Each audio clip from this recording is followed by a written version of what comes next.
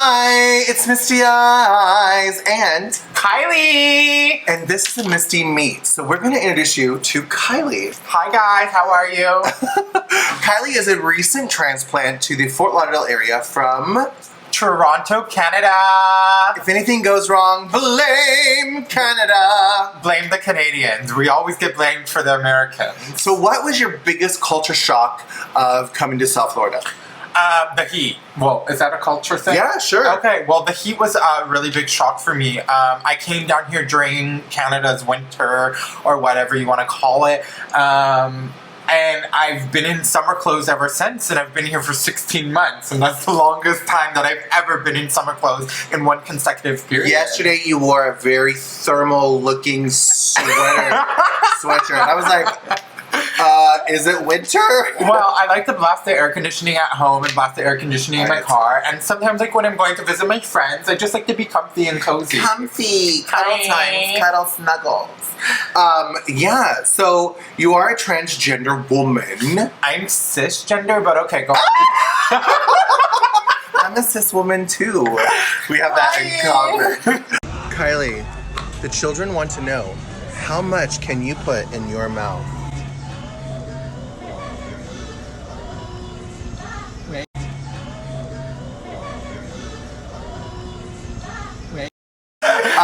So we just did a makeup video just now. Hopefully it recorded, and you will see that. I'll put the link here for you somewhere. So we talked about a lot of stuff. We did. What can we talk about that we didn't already talk about, so they can watch both?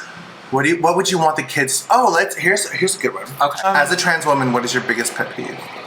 For somebody else? For you, or what bothers you the most about people? Yeah. People who are late. I do not like people who are late. I show up on time for everything. I always plan accordingly, and I don't know if you've noticed, but like if I tell you I'm going to be there in half an hour, like give or take like 2 minutes, I'm there. I don't like these people who give you a time and then like show up half an hour later or an hour later, you still don't know where they're going.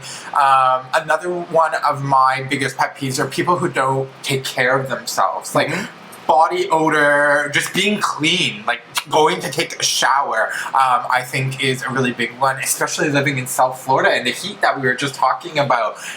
It's always flipping hot here, so make sure you shower. Shower, please.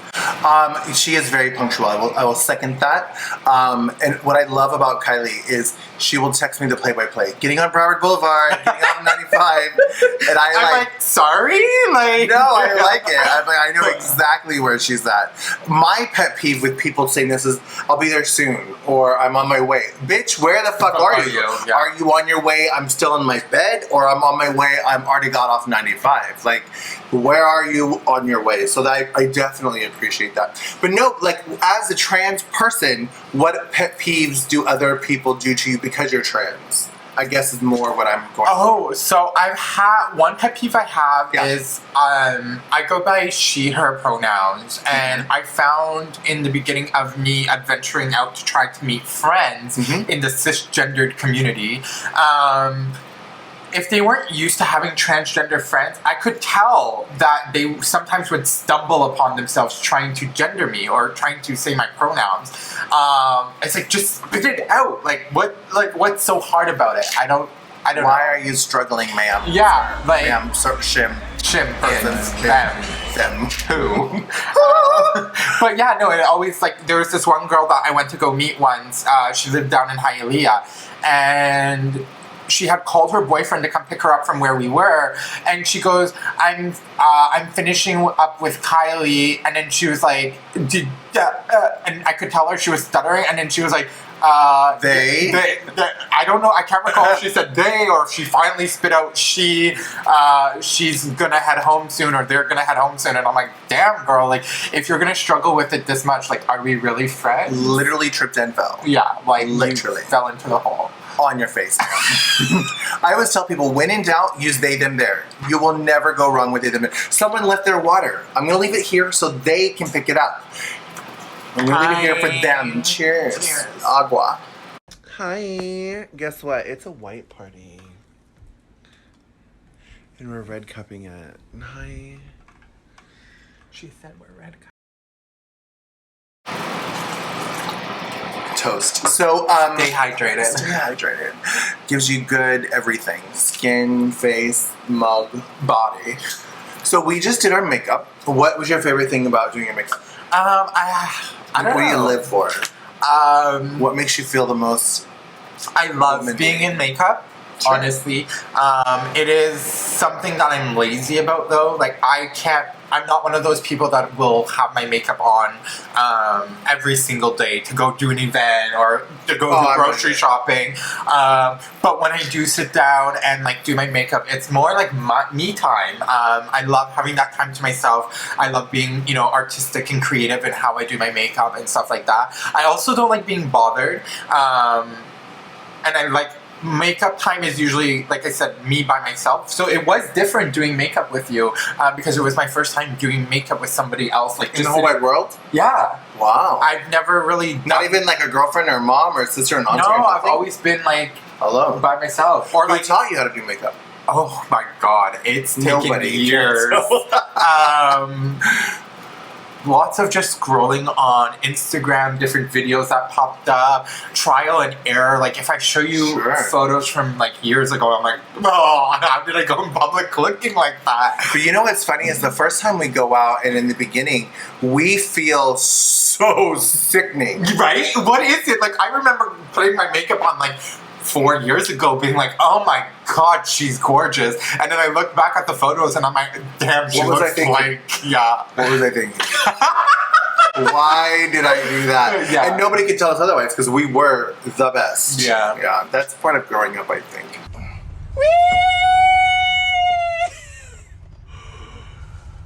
The first. What? I got some old school. How many of y'all like Michael Jackson? Michael Jackson? Yes! I'm so sorry. We don't do anything with Michael Jackson. I'm so sorry. Oh. Yeah. Oh.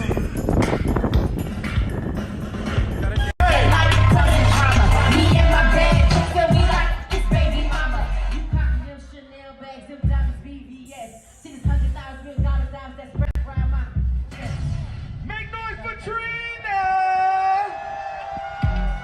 How y'all doing today? All my ladies in the room today. Who's bad? I can hear you to the right Who's side. bad? Now do my dogs run this party off? Or do my ladies run this? Hey! Girls in the club town. Going back to the old school doodle brown.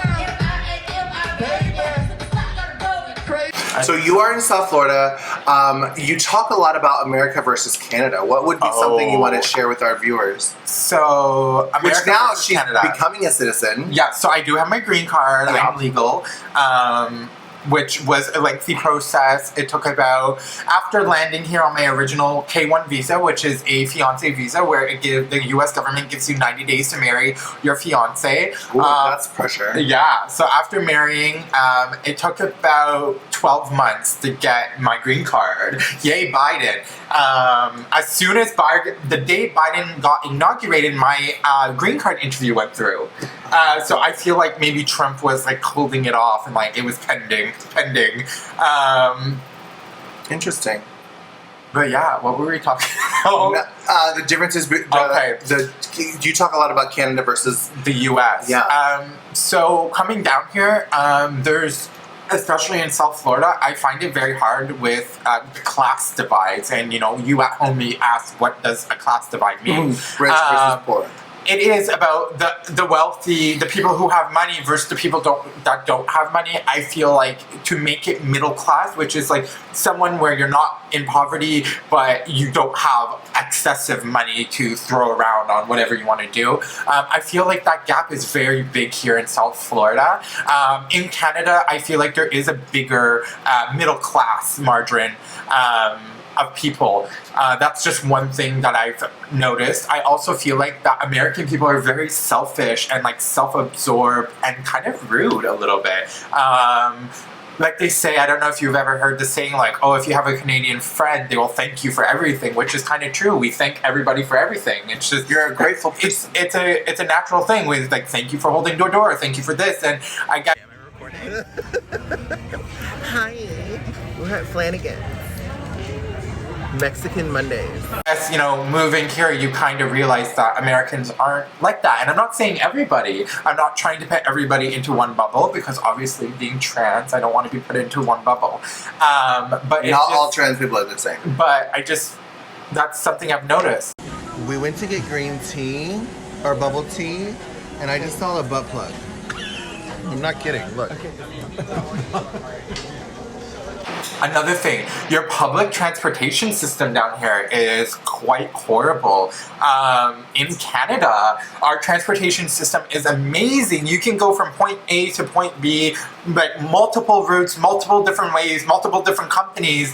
And down here, I feel like everyone just drives. It's just a thing of America. Like you own a car, no matter if you're rich or poor, or you know, upper class, lower class, whatever you want to call it. But yeah. Awesome. Oh, one last thing. Your food is horrible. So actually, if you look into it,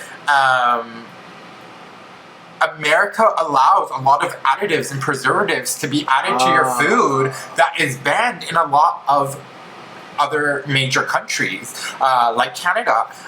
Canada's food system is not known for a lot of these additives and preservatives, and I feel like since moving down here, I've gained a lot of weight, and that's just me eating like how I used to, but the food quality down here is far less good. What about flavor? Because I noticed that when I do European travels, for example, the biggest shock for me in England is there's no flavor in the food. Yes. So American food is very tasty, and I think that has to do with it being loaded with salt and, you know, other things. I'm not saying food in Canada isn't tasty, but down here it's definitely that extra punch of like yumminess and like, But yeah. Yeah, like the spicy chips in England weren't even spicy. Interesting. I remember like, oh, I want a Dorito, like, anyways.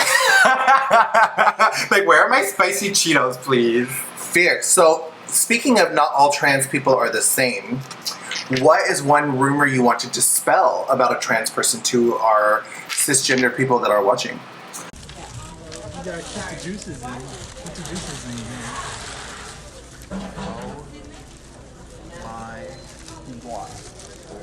A transgender person does not need to pass to get your approval. 100%. Very much applauded. I feel like cisgendered people have this image of being trans as you kind of look like you're not trans in a way. Like, are you passable? And if you don't know what passable means, it means convincing in your gender. Yeah, like, can you convince the public that you were born a woman? Not all trans people's goal is to pass or be convincing in it. And they still deserve to be accepted in the world. Did you go through a non-binary or genderqueer phase ever? I did not. I was always like, I always knew there was something different about me. I always knew that I wasn't who I was supposed to be. But it went from being like a very femme, like gay boy to like, you know, the blossoming queen I am today. Woman, cisgender woman. Yeah, I think I definitely went through a very lengthy androgynous period, but that wasn't a thing back then. So passing or being convincing as a woman was very vital to our survival. You either did or you didn't. So when I was beginning my transition, I started in 2005, and I didn't tell anybody I was transitioning until I was already like feminized rather. It's funny you mentioned that, because if you look back at all these historic figures, trans women especially, who were trans back in like, you know, the 60s, 70s, and 80s, they are godly. Like, they are just stunning. Oh my god, I hate it! Why are you so loud? Can you shut up? I hate that I'm so beautiful. There's not a fucking person in here, Kylie. And if you don't like me being loud... It's because it was a way of their survival. Yeah. It was a way, like, if I do not pass as a woman, I will, you know, unfortunately end up dead maybe. So I see how that could... So if there's a young trans person who's thinking about these thoughts and feelings that we thought when we were little, I feel like a girl trapped in a boy's body, I want to look like that, etc. What advice would you give to a trans child? Oh, a trans child. Well, what I have to say is don't give up. It will all get better. Baby steps. A lot of people, especially in the trans community, want to start transitioning and they want to jump from A to Z overnight, and it doesn't work like that. You have to be body patient, you have to be mind patient, you just have to let things happen slowly. Seek help. Obviously, if you are in a situation where you feel unsafe at home, seek help from a medical professional.